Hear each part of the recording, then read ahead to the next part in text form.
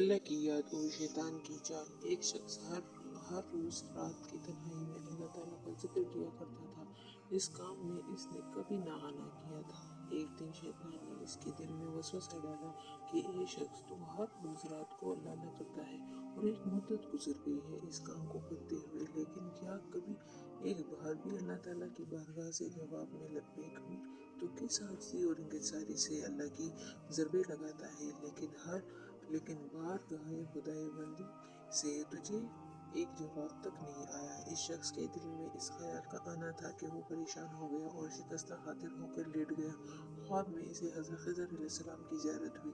आपने इससे पूछा, ए अल्लाह के बंदे, तू अल्लाह के जिक्र से रुक क्यों गया है? कहने लगा, मैं तो हर रोज़ अल्लाह अल्लाह करता था, लेकिन जवाब में मेरे पास लब्बैक नहीं आया।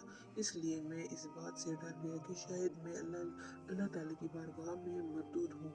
ये सुनकर हज़रत खिज़र अलैहिस्सलाम ने फरमाया, ए शख्स, अल्लाह पाक ने मुझसे फरमाया कि जा मेरे इस बंदे से कह दो कि तेरा अल्लाह अल्लाह कहना मेरी ही करम की वजह से है। क्या मैं तुझे अपने काम में नहीं लगा रखा? तेरे तड़प की मुझे सब पता है। मैं तुझे भूला नहीं हूँ, ना ही मैंने तुझे नज़रअंदाज किया है।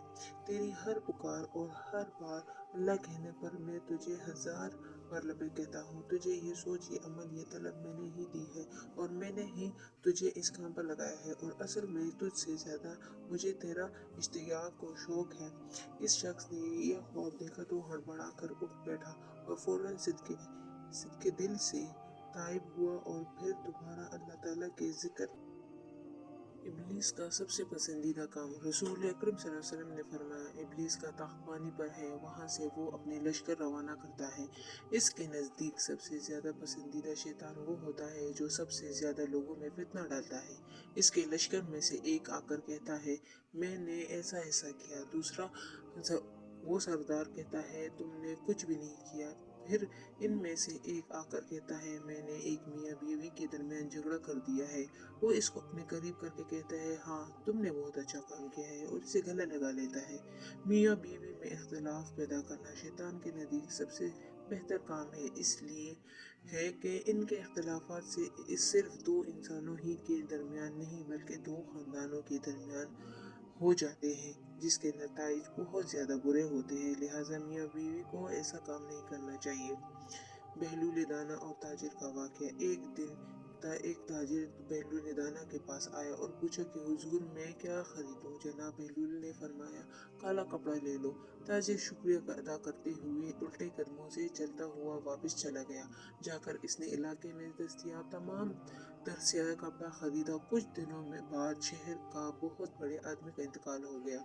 रवाज के मुताबिक मातमी लिबास के लिए सारा शहर सियाह कपड़े की तलाश में निकल खड़ा हुआ। अब सारा कपड़ा इस ताजिर के पास ज़ख़ीरा था। इसने मुंह मांगे दामों फरोख्त किया और ताजिर ने इतना नफ़ा कमाया जितना सारी जिंदगी ना कमाया था, और बहुत ही अमीर कबीर हो गया। कुछ अरसे बाद वो घोड़े पर सवार कहीं से गुजर रहा था तो जनाब बहलूल वहाँ तशरीफ रखे हुए थे।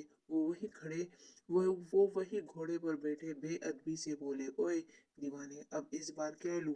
बहलूल ने फरमाया, तरबूज ले लो।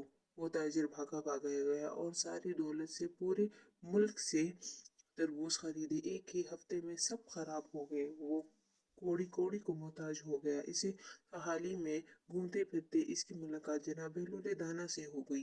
तो इसने कहा, ये आपने मेरे साथ क्या माजरा किया है? जनाब बहलूल दाना ने फरमाया, मैंने नहीं बल्कि तेरे लहजे और अल्फाज ने सब आपसे करवाया है। जब पहली बार तूने अदब से पूछा तो माला माल हो गया, और जब तूने गुस्ताखी की तो कंगाल हो गया। हमारे चैनल को सब्सक्राइब करना ना